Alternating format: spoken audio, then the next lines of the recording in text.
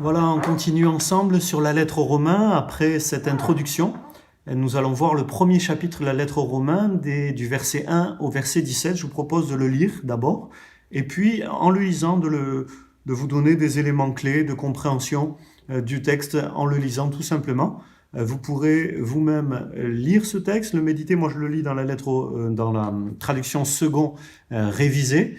Voilà, comparer les traductions, c'est aussi enrichir sa compréhension des textes. Vous aurez un support écrit, et sur ce support écrit, vous avez des commentaires plus précis de certains points clés de ces versets. Nous lisons ensemble Paul, serviteur du Christ Jésus, appelé à être apôtre. Et là, par exemple, vous avez tout de suite un détail qui est vraiment intéressant. D'abord, Paul dit serviteur du Christ Jésus. C'est sa première appellation. Il veut d'abord se présenter comme un serviteur. Un serviteur avant d'être un apôtre. Il rajoute tout de suite après, appelé à être apôtre. Mais il est serviteur avant d'être apôtre. Et c'est vraiment intéressant parce que beaucoup de gens veulent se revendiquer apôtre ou utilisent des titres pour se mettre en avant. Lui, Paul, utilise comme premier titre serviteur en grec, esclave. Il se sent d'abord esclave de Jésus-Christ avant d'être apôtre. Et un bon apôtre, un bon prédicateur, un bon pasteur, un bon ministère, c'est un ministère qui est d'abord esclave de Jésus-Christ. Apôtre, d'ailleurs, il l'est appelé. Il ne s'est pas autoproclamé apôtre. Il ne s'est pas dit apôtre lui-même. C'est l'appel de Dieu. L'apôtre, c'est l'envoyé. C'est-à-dire, Dieu l'a appelé et puis Dieu l'a envoyé. Et le fruit de sa vie en est la démonstration. C'est pas un titre usurpé, c'est un titre qui vient vraiment de Dieu. Il en a fait ses preuves. Il rajoute juste après, serviteur de Jésus-Christ, appelé à être apôtre, il rajoute juste après, mis à part pour l'évangile de Dieu. C'est-à-dire quand on est appelé, quand on est esclave du Christ, quand on est appelé à le servir, on est aussi mis à part. Il y a une mise à part. Si c'est pour avoir la vie de tous les autres hommes, sans se consacrer à Dieu, on passe à côté. Il y a une mise à part, il y a une sanctification. Pour l'évangile, il y a des efforts particuliers. Pour l'évangile, il y a une vie différente de celle de notre génération. Et l'apôtre Paul en témoigne ici. Donc, au premier verset, 3 appellations, serviteur, apôtre, mis à part, pour l'évangile de Dieu. Pour Dieu, mais pour le message de Dieu. L'évangile qui signifie la bonne nouvelle. Et Paul sait qu'être au service de Dieu, c'est être au service de son évangile, de la bonne nouvelle. À partir du verset 2, il explique c'est quoi cet évangile. Cet évangile, Dieu l'avait promis auparavant par ses prophètes dans les Saintes Écritures. Et là, on est au cœur des promesses de Dieu. Oui, les prophètes avaient déjà annoncé la bonne nouvelle, un temps où la bonne nouvelle serait proclamée. Par exemple, Ésaïe, chapitre 40, verset 9, chapitre 52, verset 7, chapitre 61, verset 1, cette bonne nouvelle annoncée aux pauvres, elle avait été promise par les prophètes et elle s'accomplit en Jésus-Christ. Cet évangile, verset 3, il concerne son Fils, le Fils de Dieu, le Fils. Le Messie est aussi le Fils de Dieu, né de la descendance de David selon la chair, c'est-à-dire il a bien accompli les promesses qui avaient été faites à David.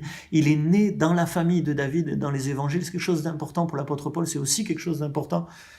Et Jésus est le Messie d'Israël, né de la descendance de David selon la chair. Et verset 4, déclaré fils de Dieu avec puissance. C'est-à-dire qu'il est à la fois fils de David, il est homme, pleinement homme, et il est aussi fils de Dieu. Dieu, pleinement Dieu. Chez les Juifs, dans la culture hébraïque, fils d'eux dit l'identité profonde de quelqu'un. Fils d'eux dit la nature de quelqu'un. Le fils de David est de la même nature que David. Il est être humain. Le fils de Dieu est de la même nature que Dieu. Il est de nature divine. Par exemple, il y a des expressions qui sont employées dans la Bible comme c'est le fils de la rébellion ou fils de la colère. C'est-à-dire qu'ils ont adopté cette nature. C'est des gens qui sont ancrés dans la rébellion, qui sont ancrés dans la colère, dans le contexte sous la colère de Dieu. On va en reparler. En tout cas, il est fils de David, verset 3, et déclaré fils de Dieu avec puissance.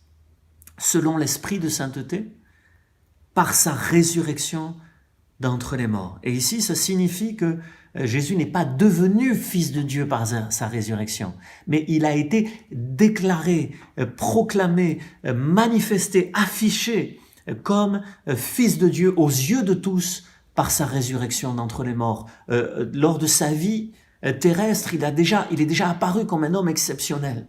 Mais c'est par sa résurrection qu'il apparaît aux yeux de tous comme le Fils de Dieu qui a triomphé de la mort, selon l'esprit de sainteté, c'est-à-dire selon le Saint-Esprit, l'Esprit Saint qui était le sien, et le Saint-Esprit qui vivait en lui et qui est aussi agent de sa résurrection.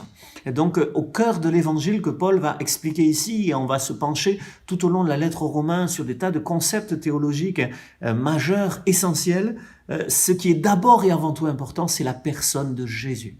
Jésus-Christ notre Seigneur, le Fils qui accomplit toutes les promesses faites à Israël, qui est fils de David, et le Fils qui est fils de Dieu, et manifesté comme tel aux yeux du monde par sa résurrection. C'est par lui, par Jésus, que nous avons reçu, dit l'apôtre Paul, la grâce et l'apostolat pour amener en son nom à l'obéissance de la foi toutes les nations. Donc par Jésus, Paul a reçu cette grâce, la grâce d'être sauvé, d'appartenir à Dieu, la grâce de vivre en communion avec Dieu, mais aussi la grâce d'être apôtre. L'apostolat, c'est cet appel à être apôtre. Et c'est aussi une grâce de le servir et d'être appelé par Dieu. Voilà, c'est par Jésus qu'il a reçu la grâce et l'apostolat. La grâce d'être apôtre aussi. Pourquoi il est apôtre?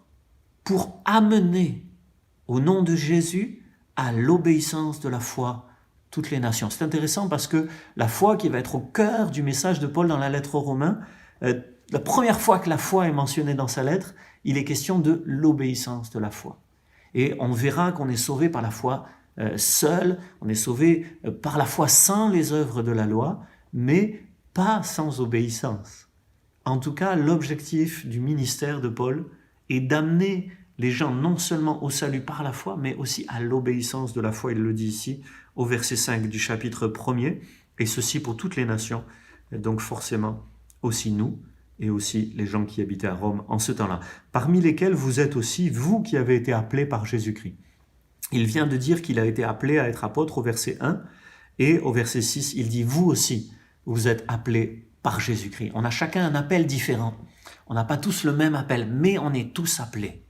Et c'est important de rentrer dans notre appel. À tous ceux qui, à Rome, sont bien-aimés de Dieu, appelés à être saints. Donc, juste après qu'il leur ait dit que Jésus-Christ les appelle, il leur dit qu'ils sont appelés à être saints. Mais juste avant, et remarquez bien ceci au verset 6, il leur dit, vous, à tous ceux qui, à Rome, sont bien-aimés de Dieu, appelés à être saints. Avant de t'appeler à la sainteté, Dieu t'aime. Dieu t'aime. Dieu nous aime. Il fait de nous ses bien-aimés. Et c'est dans son amour qu'il nous appelle à la sainteté. Je crois que c'est important parce que des fois, le message de l'appel de Dieu à la sainteté est perçu de manière dure et rigide, sans amour. Mais Paul dit bien à tous ceux qui sont bien-aimés d'abord de Dieu, ensuite appelés à être saints. Et dans son amour, l'appel à la sainteté est vu comme une dignité, une grandeur, une grâce aussi, puisque c'est un appel à sa ressemblance, lui qui est le Dieu saint. Que la grâce et la paix vous soient données de la part de Dieu notre Père et du Seigneur Jésus-Christ. Donc l'apôtre Paul salue toujours de la part du Père et de Jésus, les associant étroitement. Il donne aussi la grâce et la paix, la grâce qui était une salutation grecque. On disait salut, on disait c'était réjouis-toi, qui est dans la racine du mot grâce aussi, l'idée de se réjouir, salut. Et donc la grâce c'était dans la salutation grecque. Paul l'a légèrement modifié volontairement pour dire je te souhaite pas seulement d'être heureux, la joie, mais je te souhaite de connaître la grâce de Dieu qui rend vraiment heureux. Et puis la paix, shalom, c'était la salutation juive qui impliquait une plénitude de bonheur, pas seulement la paix, mais une plénitude de bonheur, de prospérité, de réussite, la grâce et la paix. L'apôtre Paul Paul aussi, je ne l'ai pas dit, au verset 1, signifie petit. Et peut-être qu'il avait deux noms à la naissance, Saul, en tant que fils de Benjamin, comme le roi Saül, et aussi Paul, qui était un nom latin, qui signifiait petit, mais comme les deux noms se ressemblaient, peut-être comme il était citoyen romain, ses parents lui avaient-ils donné ces deux noms dès qu'il était petit, ou peut-être a-t-il adopté, ça on ne le sait pas, le nom de Paul plus tard, lorsqu'il est parti évangéliser les païens pour se faire tout à tous, pour être grec avec les Grecs, Paul. Je rends d'abord grâce au verset 8, à mon Dieu, par Jésus-Christ, au sujet de vous tous, parce que votre foi est renommée dans le monde entier. Donc je l'ai dit dans la première vidéo, l'église de Rome avait une renommée dans le monde entier, non seulement parce qu'elle était située à Rome, la capitale de l'Empire romain à l'époque, et qu'elle devait donc rayonner à partir de là, mais sûrement elle avait grandi, elle avait vécu de grandes expériences, des belles expériences. Peut-être certains disaient, mais nous, c'est bon, on est... Mais Paul considère que cette grande église qui a une grande renommée a encore besoin de grands enseignements.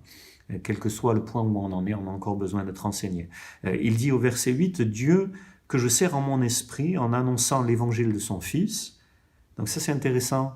Il dit son service, c'est d'abord qu'il sert Dieu en son esprit. C'est un service spirituel. Dieu que je sers en mon esprit en annonçant l'évangile.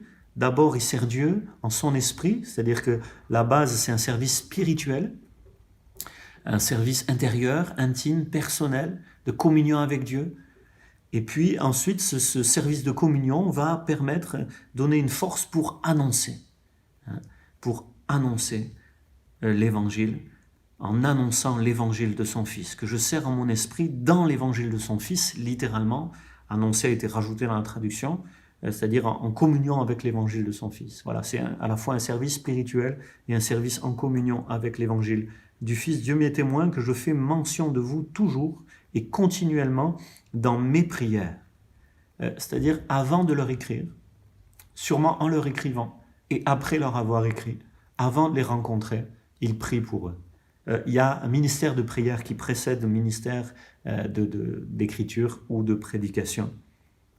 Je demande enfin, Dieu voulant, une occasion favorable d'aller chez vous. Paul désire les rencontrer, voir la grâce qui est au milieu d'eux et aussi leur communiquer la grâce, car je désire vivement vous voir, dit-il, pour vous communiquer quelques dons spirituels. Là, c'est extraordinaire. C'est-à-dire qu'il sait que s'il y va, il aura des dons spirituels à communiquer. Il ne sait pas encore quel don spirituel. C'est l'Esprit qui l'inspirera, mais il sait, il est rempli du Saint-Esprit, il sait que Dieu l'a rempli de dons spirituels et il est prêt à les exercer.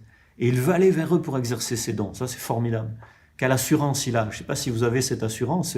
Moi, je m'interroge moi-même et je me dis, j'ai vraiment besoin de faire des progrès dans la dimension des dons spirituels. Paul, il dit, mais je veux aller vers vous pour vous communiquer quelques dons spirituels. J'ai des dons à communiquer. Je sais ce que j'ai reçu de la part de Dieu. Je sais en qui j'ai cru et je sais que j'ai des choses à communiquer.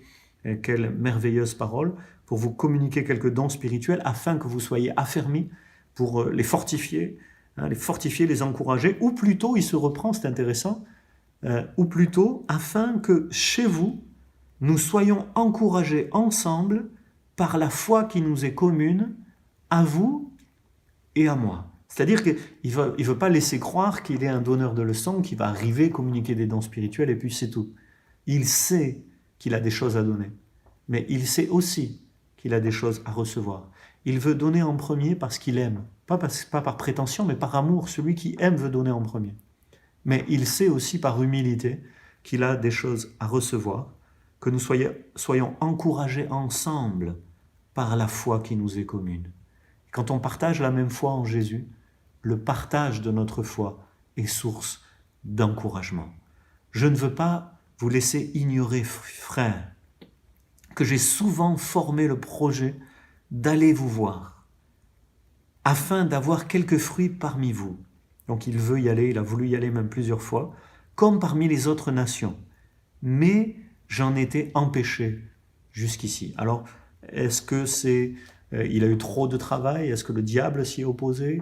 Est-ce que la mission qu'il avait à accomplir parmi les autres nations n'était pas arrivée à son terme? Et donc le temps de sa venue à Rome n'était pas encore arrivé. Il ne précise pas les raisons de cet empêchement. En tout cas, il a été empêché jusque-là.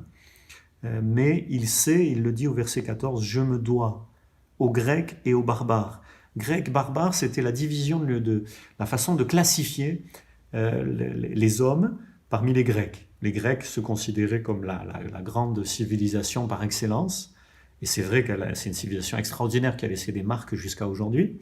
Et puis les Grecs considéraient que tous ceux qui ne sont pas comme eux sont des barbares. Et là, c'était péjoratif. Voilà, soit on était grec, on était cultivé, soit on était barbare. Et Paul, il dit, mais moi, je ne fais pas cette différence. Moi, je me dois aux Grecs et aux barbares. Vous voyez, vous, quel que soit ce que vous pensiez des uns et des autres, moi, je me dois à tous, parce que Jésus est mort pour tous. Et puis, il rajoute, aux savants et aux ignorants, de là mon vif désir de vous annoncer l'évangile à vous aussi qui êtes à Rome. Alors à Rome, on se considérait comme rattaché à la culture grecque, et bien sûr la culture grecque était très forte dans l'Empire romain, et les Romains s'appuyaient sur le patrimoine de la culture grecque, et l'apôtre Paul dit aussi que vous soyez savants ou ignorants, c'est-à-dire que vous n'ayez pas pénétré cette culture grecque suffisamment, ou que vous soyez tout simplement dans l'Église, mais pas grec ou romain, eh bien, il y a aussi un enseignement pour vous.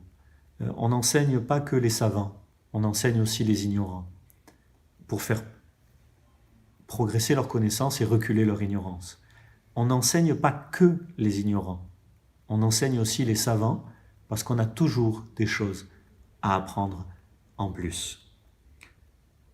Il a un vif désir d'annoncer l'évangile, et là aussi c'est un challenge énorme. Avons-nous ce vif désir d'annoncer l'évangile? Et régulièrement, moi en tant que pasteur, je peux vous donner ce témoignage, qu'on stresse avant de prêcher, on a une pression, des fois on n'a pas envie parce qu'on ne se sent pas à la hauteur. Mais ce genre de texte est un encouragement extraordinaire, de dire je dois entretenir un vif désir, parce que je ne le fais pas pour me faire voir, je ne le fais pas parce que je suis à la hauteur, mais je le fais parce que Dieu m'a appelé à ça. Et moi, je dois entretenir ce vif désir. Des fois, peut-être quand tu témoignes, quand vous témoignez auprès de quelqu'un, vous pouvez être dans l'hésitation, dans le manque d'assurance. On ne sait pas toujours quoi dire et comment approcher les personnes, mais gardons et cultivons ce vif désir. Ne reculons pas devant le témoignage à rendre à notre Seigneur Jésus-Christ. Il mérite d'être connu de tous, il est mort pour tous. Ayons en nous ce vif désir. Verset 16, « Car je n'ai pas honte de l'Évangile. » C'est la puissance de Dieu. Oui, il y a une puissance dans l'Évangile. C'est la puissance de Dieu pour le salut de quiconque croit. Tous ceux qui croiront vivront cette puissance. N'en doutez pas, il suffit de croire pour expérimenter la puissance de Dieu. Et communiquer l'Évangile avec foi, c'est une puissance, je le disais lors d'un message, c'est comme la puissance d'une graine, ou une petite graine, c'est tout petit, ça n'a pas l'air puissant. Mais en fait, c'est puissant une graine. Dans la graine, il y a un arbre. Et il y a une récolte même, il y a plusieurs récoltes.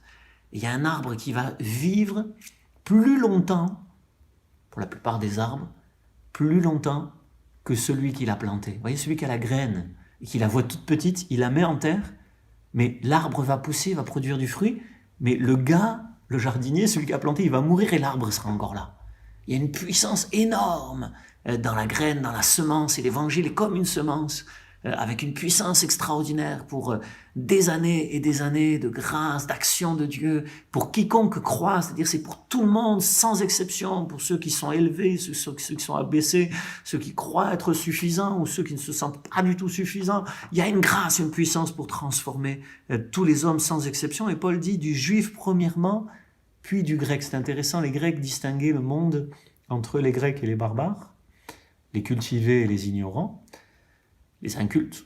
Mais les Juifs, eux, classifiaient les hommes, les êtres humains, entre Juifs et Grecs. Parce que pour eux, soit on était Juif et on appartenait à la culture de la Bible, la culture de Dieu, soit on était Grec et on était étranger à la culture de Dieu, et ils ne faisaient pas d'autres distinctions, Juifs et Grecs. Et Paul reprend également cette distinction ici, en disant du Juif premièrement. Parce que il y a, et c'est le dessein historique de Dieu, on voit ici tout le plan de Dieu qu'on reverra dans Romains chapitre 9, 10 et 11, c'est Dieu a voulu d'abord s'adresser à Israël, d'abord s'adresser à un peuple, en fait à un homme, Abraham, qui a donné une descendance, puis Jacob qui a été appelé Israël, et puis un peuple. Et d'abord il s'est adressé à un peuple, ce peuple qui a été chargé d'être la lumière pour toutes les nations et de propager son message, du Juif premièrement. Il y a dans le dessein de Dieu, la manière dont Dieu s'est adressé aux hommes dans son plan, un Juif premièrement, puis du grec. Ce n'est pas discriminant envers le grec, mais c'est le dessein de Dieu. Dieu veut parler aux hommes au travers d'autres hommes. Dieu a choisi des gens avant nous pour s'adresser à nous, et les Juifs ont été les premiers choisis. Mais peut-être vous êtes ceux qui ont été choisis pour parler à d'autres qui n'ont pas encore entendu ou n'ont pas encore cru. Du juif, premièrement, puis du grec. Il expliquera plus loin, bien sûr, que Dieu ne fait pas de distinction, mais nous avons là donc son plan. On le voit dans les Actes des Apôtres, Paul va arriver dans les synagogues, il va annoncer l'évangile aux Juifs, et puis là, il y a des craignants Dieu, des Grecs, qui fréquentent la synagogue, qu'on appelle craignants Dieu, et qui vont commencer à croire, et puis ensuite qui vont s'adresser avec l'apôtre Paul à d'autres Grecs qui n'étaient pas dans la synagogue, et ainsi la parole va se répandre à tous, du juif premièrement, puis du grec. En tout cas, ça nous rappelle qu'il y a toujours une nécessité d'annoncer l'évangile aux juifs encore, et à tous les hommes également. Je finis par le verset 17, qui est un peu le verset programmatique, le grand programme de la lettre aux Romains, en tout cas son message central. Verset 17, « En effet, la justice de Dieu s'y révèle dans l'évangile qui est la puissance de Dieu. La justice de Dieu se révèle dans l'évangile par la foi et pour la foi, selon qu'il est écrit, le juste vivra par la foi. Amen. » Donc le centre, le grand message, et là vous l'avez dans le fichier joint que je vous ai envoyé, tous les développements que j'ai fait sur ça, sur la notion de justice de Dieu, qu'on va continuer à aborder dans les prochaines vidéos. Justice de Dieu qui est d'abord un attribut de Dieu. Dieu est juste, il est le seul juste. Et Jésus parmi les hommes est le seul juste aussi, puisqu'il est Dieu incarné. Il appelait Dieu Père juste dans l'évangile de Jean. Voilà, la justice de Dieu, c'est d'abord la nature de Dieu, qui est sans défaut, sans péché, qui est droit, intègre, équitable, dans toutes ses décisions, dans tous ses projets. Voilà, Dieu est parfaitement juste, mais la justice de Dieu, dans la lettre aux Romains, on va le voir, est aussi une justice qui se communique, qui se partage. Dieu va justifier les hommes qui, eux, ne sont pas justes.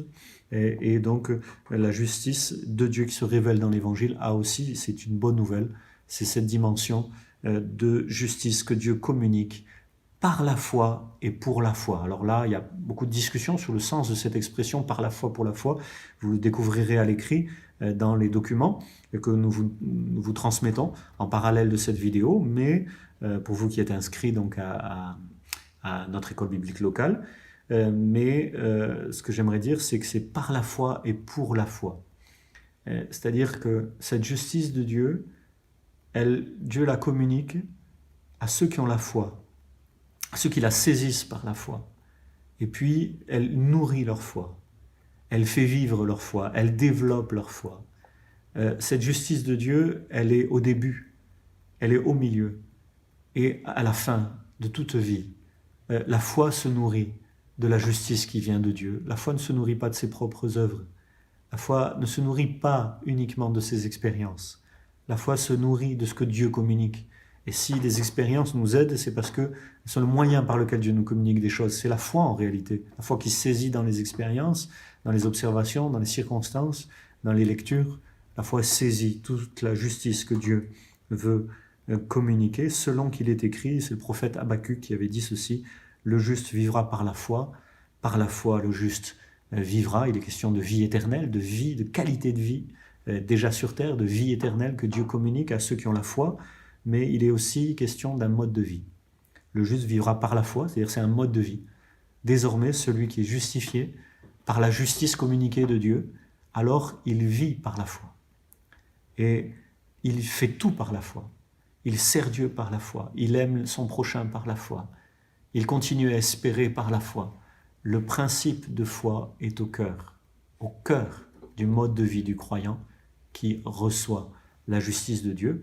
Voilà l'introduction de l'apôtre Paul, verset 1 à verset 17. Nous verrons la suite à la prochaine vidéo.